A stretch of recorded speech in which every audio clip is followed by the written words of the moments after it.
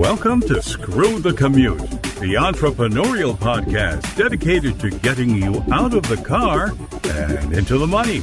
With your host, lifelong entrepreneur and multimillionaire, Tom Antion. Hey everybody, it's Tom here with episode 119 of Screw the Commute podcast. I'm here with Patricia Fripp. She's a longtime friend of mine from the National Speakers Association, and she's got a very impressive website and an online learning platform that'll rock your world. And she shows you how to be a powerful, persuasive presenter. And heck, she's got 500 YouTube videos out there even. And she's definitely got the record for attending my butt camp seminars over the years. I think it's 8 times. All right, so we'll talk to her about that in a minute. And her friends just call her Fripp, so I'm going to be calling her Fripp. Hopefully, I'm considered a friend and I can get away with it. Now, our last episode is 118, broadcast email. In that episode, I gave you tons of tips on sending broadcast email. And guess what? That's still where the money is. With all this crazy stuff we got going now compared to when I first started online, the big money still comes in from email. So don't miss that episode. Now, our podcast app is in the App Store, or you can stop at screwthecommute.com/app, A-P-P, and it does all kinds of cool stuff. You can put it on your phone or tablet and keep your favorite episodes, and it'll pause automatically when you're on a phone call and all kinds of cool stuff. And we have full instructions on how to use it at screwthecommute.com/app. Now, our on-demand TV program is going now with Roku TV. If you have Roku TV, it's an on-demand service, which a lot of people are using it and getting rid of cable because you can buy a $40 box and get thousands of channels, and you can hook up your Netflix and your Prime Video and everything in the same place. But our first channel is called the Public Speaking Channel. We have a couple others in development: Brutal Self-Defense, Protection Dogs Elite, and several internet marketing channels. And then tonight, I'm actually working on moving the whole schmear also onto Amazon Fire TV. So this is on demand is going crazy because people can binge watch the shows that they want anytime they want. So if you have Roku, go install the Public Speaking Channel, and you'll get about $100,000 worth of free public speaking training. All right, our youth program is in full swing. We like to highlight entrepreneurial youth.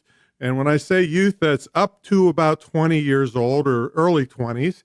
So if you know anybody that's really doing great things in the entrepreneur world that's young, have them contact me and I'll show them how they could get featured on an episode of Screw the Commute. Now, our sponsor today is the Distance Learning School, the Internet Marketing Training Center of Virginia. Don't even think about retraining yourself or sending your kids to college until you check out our webinar on higher education. I do not want you wasting hundreds of thousands of dollars and putting yourself and your kids under crushing debt. And we'll have the webinar in the show notes at screwthecommute.com, or you can go directly to screwthecommute.com/webinars. All right, let's get to the main event. Patricia Fripp is a CSP and CPAE, and that's a Hall of Fame keynote speaker. She's an executive speech coach, sales presentation skills trainer, and an online learning expert. And companies hire Patricia when they want to gain a competitive edge by mastering conversations and presentations. Listen to this. Kiplinger's personal finance magazine wrote that one of the best investments you can make is to learn presentation skills from Patricia Fripp. Fripp, are you ready to screw the commute? Can't believe I'm going to say this. Tom, I'm ready to screw. I've been waiting to hear you say that ever since I met you. How you doing, Frippy? Well, I am doing amazingly well, and I would like to endorse that I knew nothing about the internet websites until I sat through Butt Camp 8 times, which was very generous. And some of the principles that I learned from Tom just by seeing what he did, I incorporate in my own training and work. So thank you, thank you, thank you. You would be very proud of how your student has blossomed. I am absolutely proud, and I'm also proud of how smart you were, because I believe every single time you brought a young person with you that was going to implement some of the things, right? Well, yes. But what I'm a great believer, even if you delegate, you have to have a fairly good overview of specifically what it is you want them to do for you. It's the only way you can understand if they know what they're talking about. Yeah, and if you don't, I really hate it, Fripp, when you see people up on stage, delegate everything, and no, you're just asking to put a target on yourself to be robbed because you don't understand how long things should take and how much they should cost. And I hope that's one of the things you gained from coming to Butt Camp all the time, is that something that should cost $100 shouldn't cost $5,000. Exactly. And it's very easy to get wrapped up with the good sales presentation. But you're right. I was raised by a father, Tom, who basically said, if you want 10, buy 100 wholesale. And my favorite expression over the years was always, well, what was the next price break? Which means you have basements full of cassette packs. And I had an assistant who worked for me in 1984 and 1985. Would you believe this is 2018? I am still using paper clips and Post-it notes that she bought then. She got a little carried away. So when you delegate, you need to delegate from someone who understands the principle but doesn't go crazy. Yeah, and not only that, I think she forgot your calendar because it's 2019. Oh, sorry, it's 2019. You missed the year there. It's been a very long day. So tell everybody, you were quite an inspiration to me. I don't think in your introduction it's said, and I don't know why, but you were the first woman president of the National Speakers Association, right?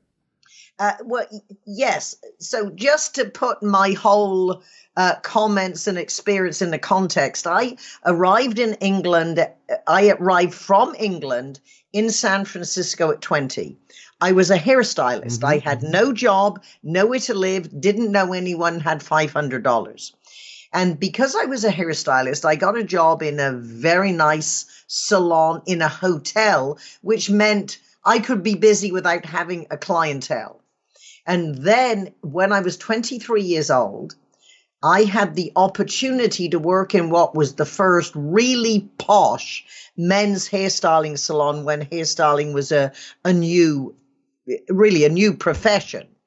And I worked for the legendary Hollywood hairstylist Jay Sebring, which some of your listeners certainly are not old enough to remember, but he was murdered by the Manson family with Sharon Tate. Oh, wow. Wow. So he shook my hands, kissed me on the cheek, said, "You're doing terrific haircuts," and flew down to Los Angeles for the weekend, and we never saw him again. Anyway, what happened was once Jay died, I became the star of the salon and did all the radio and television and publicity. And I started traveling nationwide for a hair product company doing seminars. Now, being the star of my Dale Carnegie class and Toastmasters, I always put together presentations. I didn't have notes. I had notes in my head, but I wasn't reading notes.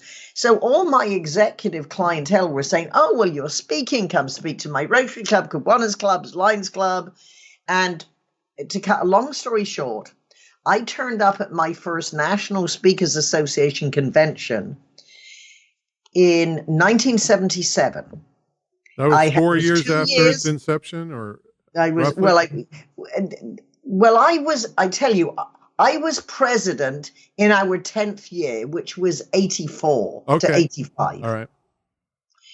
So it was a few years old, and two situations appeared at that convention. One, I realized that this was a profession I could do after my hairstyling career. Because you start at 15. When my lease was up, I would have been behind a chair for 25 years, and I loved the business, but I knew there would be another career. Right. And secondly, I got discovered by Mike Frank, who was a big time promoter of rallies, and he booked me to speak to 2,000 people on the same program with Dr. Robert Schuller, the minister from Garden Grove, who was a big speaker at the time. So only in America, in the NSA convention. And then 7 years after my first convention, attending my first convention, that's when I became the first woman president. And that's when I went full time as a speaker.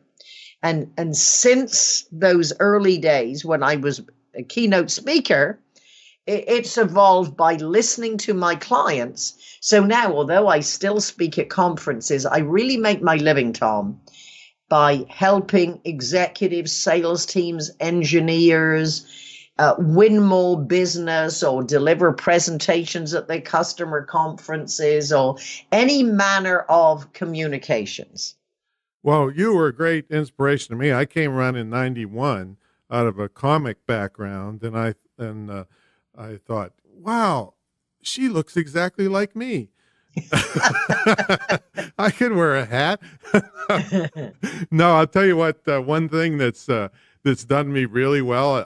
I'm sure you don't know this, is that I learned from you years and years ago. I don't remember where, when, and how, but you taught a split story technique, where you start a story at the beginning and then leave them at a cliffhanger and then come back and finish it. And then I did a lot of MPI meetings over the years, which in the day was meeting planners international. And now it's meeting professionals. And they would always come up to me and say, "Oh, Tom, don't worry if people have to get up and leave to go to lunch or to go back to work or to go to work, whatever."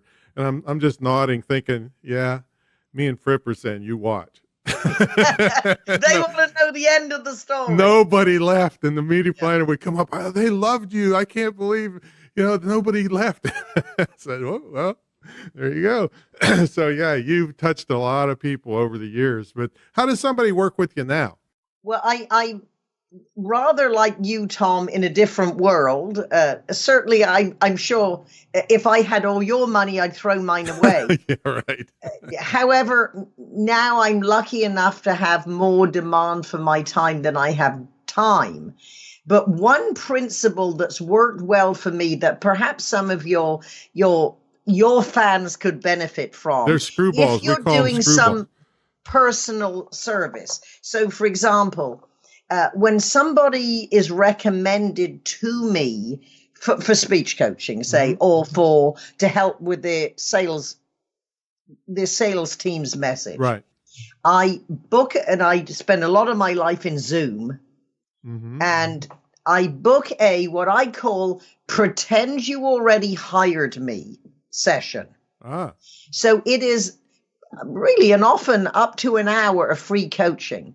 So I say, "Tom, if we were locked in a room together, what presentation would we be working on?" And I talk through their presentation. So I am giving them free advice. And this is what I call, I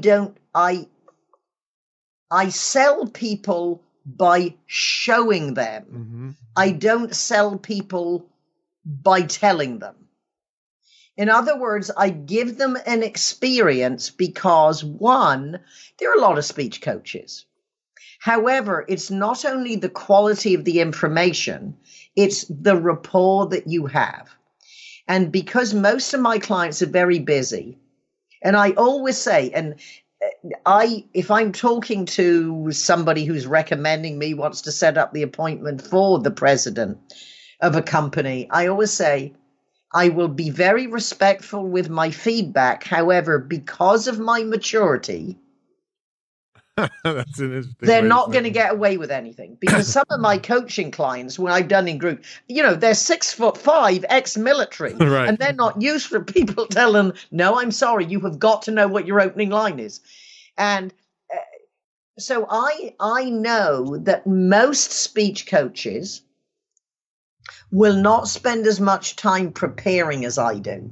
So, for example, a new client that I worked with for the first time yesterday in Zoom, he'd sent me a link to a 40-minute presentation, which was an important part of his business. So, I mean, I had it on while I was, I listened to the entire presentation while I was tidying my desk, doing my email, but I heard it. So when I talked to him in his free pretend you already hired me meeting, I told him exactly how he could improve his presentation. And he was talking to 2 other coaches, and they hadn't done that. Plus, there are some people, if they call for my advice and I ask them one question, and 15 minutes later, they're still talking, and I have not made another comment, I don't engage with them because they're not going to listen. Right. So that's how it starts. So that's how they start knowing if they want to work with me and I want to work with them. Now, if I work with a sales team, I'll say, I want to listen to your best sales presenter. I want to listen, because if I could give recommendations on how to improve your best person, your new hires and those that aren't quite making it can certainly improve. I'm going to take their presentation, tighten it up, and then we'll teach it to everyone. Now, is this always on Zoom, or is that if they hire you, is it stay on Zoom? Well, I always say if we were locked in a room together, because if they're on the East Coast, it's not that we won't be, but a lot of it's going to be in Zoom. Okay. So my biggest client, and this is an interesting point for anyone in the speaking consulting world. In the years of keynotes, it's not that the same company don't refer you or you don't speak for the same group again. But you aren't guaranteed, once they know you and they think you're the best at what you do, they keep giving you more work, and next year it's you do the same project again. So now, I have big projects. And so certainly a lot of it's with Zoom if people are all over the world, but certainly part of it is in person. Now in Silicon Valley, that's great. I can go to them, or a lot of my clients have San Francisco offices. We meet them there. It can work. I will certainly go on location, but if you're going to take me to Montreal, I'm going to price it such that you're not going to hire me for 1 day. You're going to hire me for 3. Right. It's a big production now. I mean, and luckily, you are a petite young lady, where I saw that they're reducing the bathroom sizes on the airplanes to get a few more seats in. And the aisles are getting narrower. I cannot, through the coach section, I can't wheel my bag. And it's heavy. I have to carry it sideways. So yes, traveling, we used to think it was so glamorous. And after you've done it for a few years, you think, if I can make a living and just drive down to Silicon Valley or walk into the office and have 8 Zoom meetings for the same money. Now, what I do is make every business trip a vacation. Well, yes, of course. I always add a couple of extra days or a week, depending on what glamorous place you happen to be. Yeah, and I have not been on a plane for over 1.5 years, and I am just thrilled to death about it. Yes. Yeah, so have you ever gotten screwed in business? Screwed over? And what'd you do about it? Well, in the speaking world, I believe there's once or twice I haven't got paid, but that is unusual. I would say I've lent friends money that have never paid it back, but that isn't in business. So I would say in business, no, not dramatically. Well, that's good. And so did you change your... On the times you didn't get paid, were you not getting a deposit? I think what it was, you remember, of course, our great friend Charlie Jones. Mm-hmm. Yep. tremendously. He recommended me for one of his friends. It was last minute. There wasn't time. Ah, I get it. Yeah. Well, you'd think if Charlie Jones recommended you, you're going to get paid. Right. And so the other one, I can't even remember what it was, but in my mind, it was two. Yeah. His favorite line, he could get away with saying things because of his age that none of us could ever dream of. But the funniest thing I ever heard him say is he said his mother-in-law was a test pilot in a broom factory. Oh, yes, I do remember that. That was a great line. So what do you like best about working for yourself, and what's the worst part? I mean, you've done it for a long time since. Yes, because if you think, when I came to America, even though I worked for other people for the first 10 years, I worked 100% on commission. No guarantee, no sick pay, no vacation pay. Okay. So this is all pretty much, right? Yes. And so I worked, I outworked and outproduced anyone I ever worked with. So naturally, I made more money. Mm-hmm. And I started investing in real estate fairly early on. And then when I went into business for myself, and then, of course, this is all in business for yourself. So what I like most is, well, you can say the freedom of managing your own time. What I like most about our business is that it's such an education, learning about different companies and industries. Now, I work in my Victorian home. I have real, you see this office. I got big computer screens. I got a backdrop. I got lights for my web meetings. So it's a real meeting. I have my own recording studio downstairs. I have another office for where I do creative work, another office if people come in to have some meetings or coaching with me. So it's a lovely house where you live, but I, of course, spend more time in the rooms that you work in. Of course. But I like it that you do not waste time going downtown. It's as soon as you are ready, you walk downstairs and you're being productive. And for me, I organize my life. It's all units of time. Well, you screwed the commute. I screwed the commute. Yes. When people look at probably your resume and my resume, they're like, how could you do so many things in your life? Well, I wasn't sitting in traffic making somebody else rich. That's why exactly for 40 some years. Yeah. So, hey, this is interesting because one of my coaching clients this morning, and I was helping him with his presentation, and he was talking about, when he grew up, his dad always said you have to work hard. But what he realized very young is, yes, you've got to work hard. However, you're not going to get rich if you're working for somebody else. You might make a comfortable living. You might have security. You might have great benefits, but there is always going to be a limitation. Right.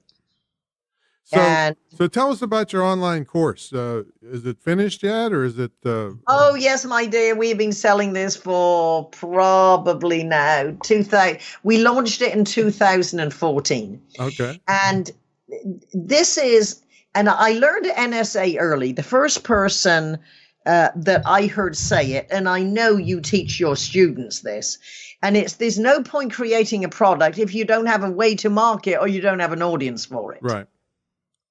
And it's just when clients start saying, yeah, we want to train our salespeople. We want to train our engineers. We want our people to give better presentations, but we never get them together, or they're all over the world.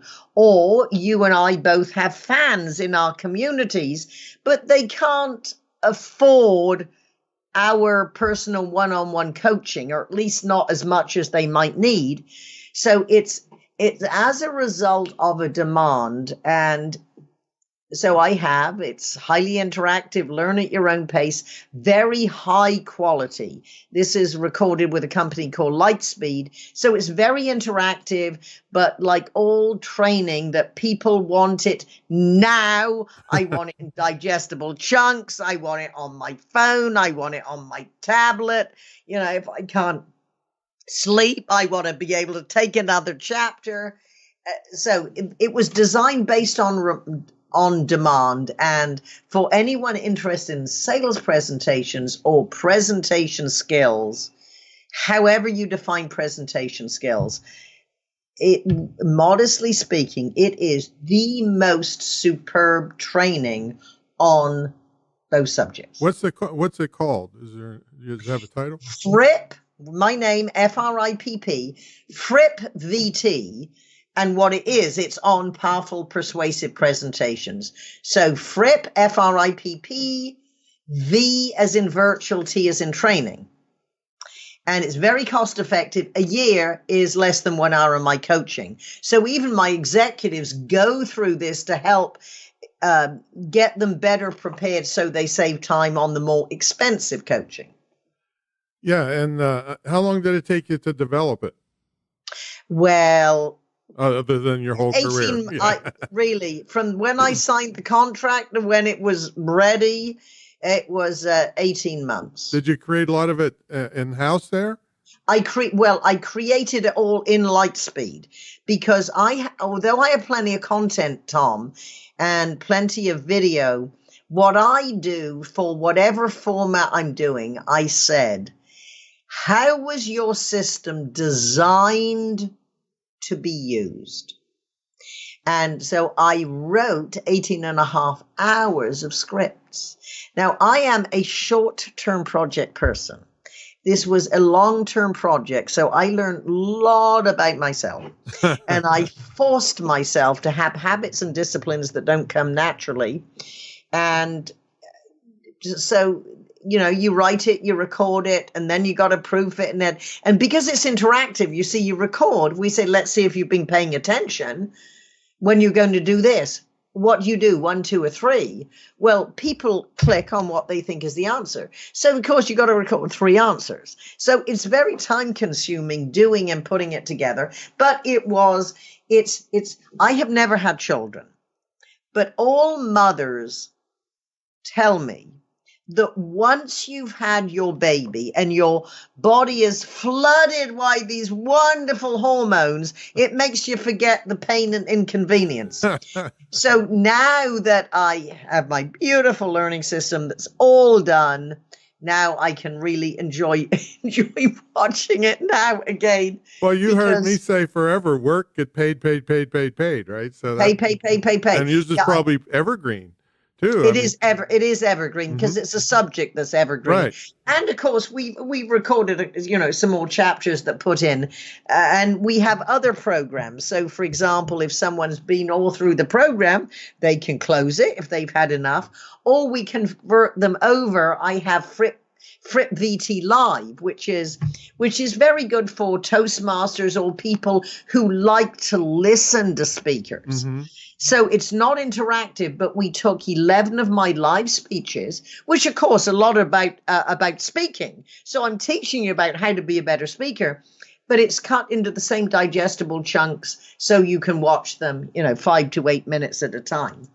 So people often swatch out for a while and then come back. So is it part of the one, or can somebody buy one or the other, or they're combined? No, they're not combined. You can buy one or the other.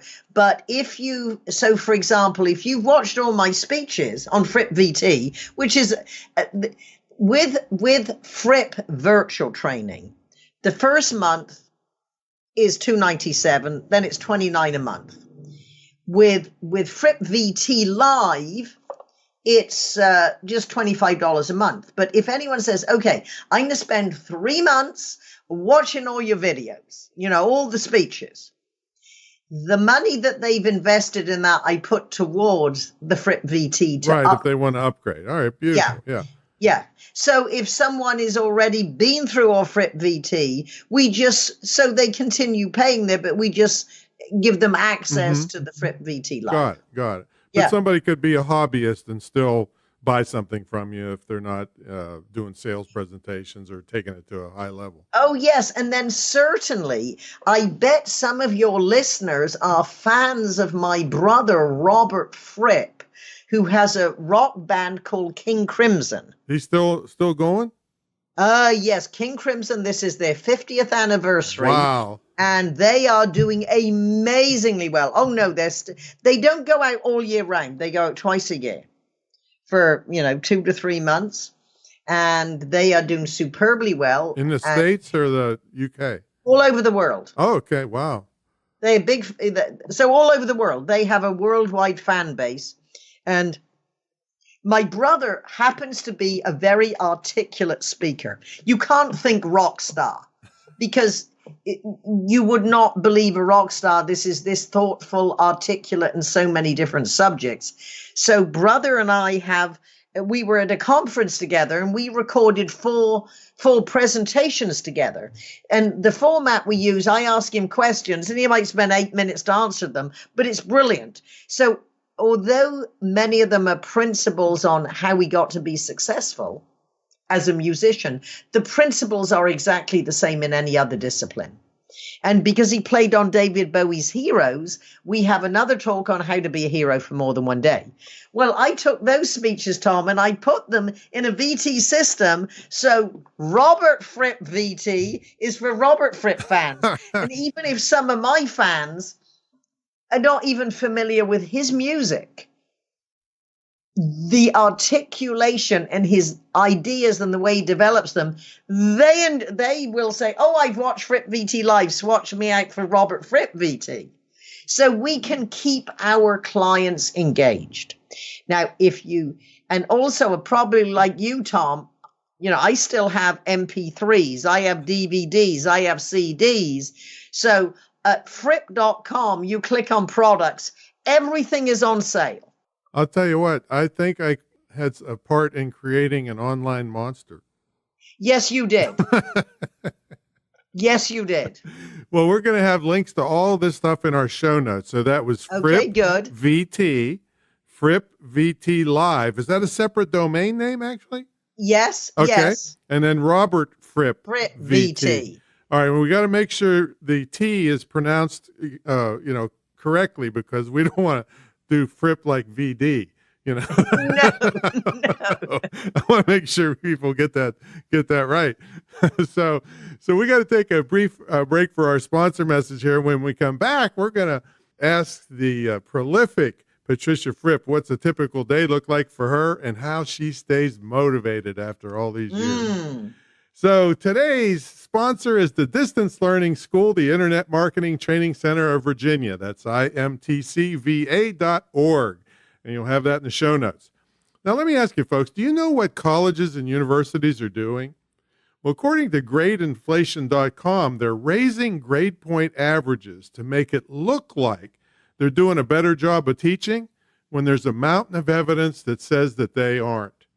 So I want you to watch the eye-opening higher education webinar at screwthecommute.com/webinars to potentially save yourself and possibly your loved ones, friends, and neighbors hundreds of thousands of dollars of debt when they go for higher education. But be prepared to be mad when you watch this, because I, in my not so humble opinion, say that some of these things that the colleges and universities are doing are downright fraudulent. So I don't want you to get caught up in that mess. So check it out at screwthecommute.com/webinars and watch that webinar. All right, let's get back to Frippy. Fripp, so what's a typical day look like for you? Let's do a couple of them, like if you're in the office or if you are on the road doing a job. Okay, well, for example, let's look at yesterday. Okay. I got up at 5:30, had my makeup on, was glamorous, drank my coffee. I'm in the office at 7 in the morning. And yesterday I spent 6 hours in Zoom with my SEO guy. We're redoing my website. So we were checking my 1,000 blog posts. Wow. Which we haven't finished them all, but see, what do you keep, what do you delete, what do you make more glamorous? So that was a project we're working on. But then after that, all through the day, I had meetings with prospects and clients in Zoom. So yesterday was a Zoom day of which I had around 11 hours in Zoom. Naturally, after that, I treated myself to a delicious dinner, got on the treadmill, cleaned up the office, the end of you respond to all proposals, etc., staggered into bed. Wow. So that was, and that is a somewhat, perhaps not 6 hours on one project, but a typical day is I have a lot of meetings, coaching, working with my team that are all over in Zoom. But because people see me, unlike here, I do look good. I don't do I might be casually dressed from the waist down. I was going to ask you that. Yeah. Elegant from the waist up. And I'm thinking, getting your makeup on at 5:30 in the morning. Oh my God, I'm glad I don't have to do that stuff. I know. Well, girls do that, Tom. Now on the road, the best investment for any traveler, as far as I'm concerned, is clear. So you even beat the TSA line. And in San Francisco, we have Clear. In Las Vegas, where I also have a home, we have Clear. So that is wonderful, and that saves you time. Explain that to people. Clear is a program that you pay, I think it's $175 a year, and it's not in every airport, but it's a lot. You walk in, you don't have to show your ID. You put because you set this up, you put your 2 fingers on the pad and your identity comes up. And so a nice person from Clear stamps your ticket, takes you through past the person who checks your ticket and your ID. He just shows them, so you get in line to just go straight through your security. And of course, because I'm also TSA approved, you jump the line, but then you go straight through because you don't take your shoes off of your laptop. So Clear is a separate thing from pre-check, the TSA pre-check. Yes. Right? Yes. So you're going to be about $300 to get into all of it. $175. Yeah, but there's $85 for TSA pre-check, right? Oh, yes, I suppose. Right. Yeah. So I paid. Yeah. And then, of course, United is my traveler of choice. So I go and have a nice breakfast in the club room and just, I like getting there, and I like to get there early so I can enjoy my breakfast, check my email, respond to anything that I need to before I get on the plane. So I will work on the plane. My treat is reading thrillers. So I will read my thriller until, maybe 10 minutes up and you can bring out your laptop.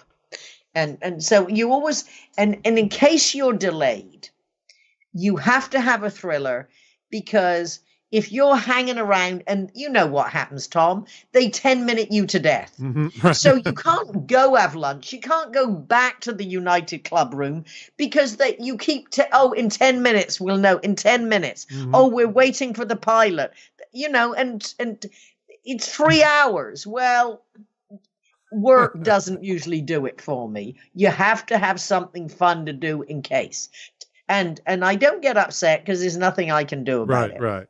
And I always try and go a day early for an event, especially if it's on the East Coast. I must, just to adjust to the time change and just be settled. And I turn every trip to a vacation, add a day. I like going museums. I like walking around nice downtowns. Well, I'll tell you what, you're sounding exactly like me on being early. Like we say, if you're not early, you're late. And I always go 1 to 2 days in advance whenever I speak. But I was doing interviews, and over the past month or so, there was 2 people on here. One was a Gen Z expert. Z is like maximum 18 years old. And the other one was a millennial expert. And I'm telling them, they're telling me, time doesn't really matter so much to that generation. I'm thinking, what do you mean by that? What am I supposed to do? Put, okay, we open at 9, maybe 10. It depends on when the people get, So do you get some of those people in your coaching, or is it all higher level older people? No, mine are older because, and and as I say, I let people know if they don't know me personally. And, I say I'm mature, or I might say, I've been helping executives for 35 years. So they have an idea that I am older, in case that's an issue. I think I lost one job because I was too old. Well, the thing is I would just not take some jobs because of the people. I can't relate to the people because I'm early all the time. I say please and thank you. I'm polite. I respect people. I mean, it seems, and I'm not entitled. Those kinds of things. So I just wondered if you ran into them very much. Not very much in my work. When there have been rare occasions when they say, our entire sales team is 2,500 or under, 25 years or under, they have 3 computer screens, they've taken all this training and all that. And I say, no, I don't want them to look at me and think she's as old as my grandmother and have them be right.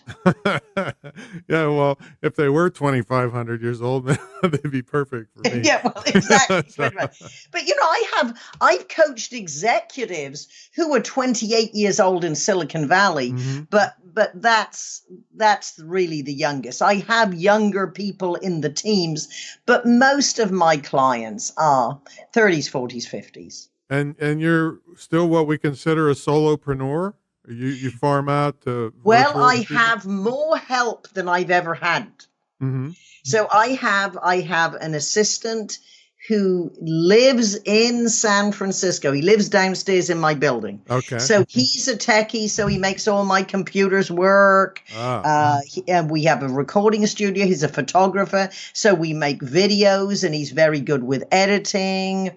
And, runs credit cards, goes to the post office, drives me to the airport, has food ready for when I come home. Wow. So very convenient. Then I have a virtual assistant that helps me with my Fripp VT, my webinars, my website. I have someone else who helps me with websites and SEO. I have a young lady who does my social media. And really watches it, she watches it all the time. I am her only customer. You have to. It changes. It changed while we were talking right now. Exactly. Yeah. And it might interest you, Tom, that the people who watch my YouTube videos more than any other are men from 40 to 55. Well, perfect potential clients for sure. Now, women love me. I don't know why. I said women like me. I'm the type of person men like, women like, young people like me, older people like me. That's what clients have always said. You have a broad appeal. But on YouTube, it's 9:00 at night, 40 to 55. Well, I think they're probably fantasizing about you. Well, who knows? Oh, Frippy, it's so good to catch up with you after it's been a while, and just love you to death. You've been an inspiration to me and thousands of other folks that you'll never hear from, but you can be sure somebody like you has really meant something to people's lives. That's for sure. So well, you're very gracious, and I throw it back to you, the same compliment, with different ways of how you've helped quite us. A bit different, that's for sure. But well, thanks so much. And we're going to have all that stuff in the show notes. And so people can click right over and jump into your stuff, and they will never forget it or regret it. I'll tell you that for sure. So thanks for coming on. And anytime you want to come back, you just let me know. The door is open for you. Well, thank you very much. I look forward to it. All right, folks, this has been episode 119. The prolific Patricia Fripp was with us, and just love her. And like I said, she was an inspiration to me when I first started in professional speaking, and to many, many others. So check out all her stuff in the show notes. Click on over. Make sure you grab our podcast app so you can listen to this over and over again. You can take it on your cell phone or on your tablet.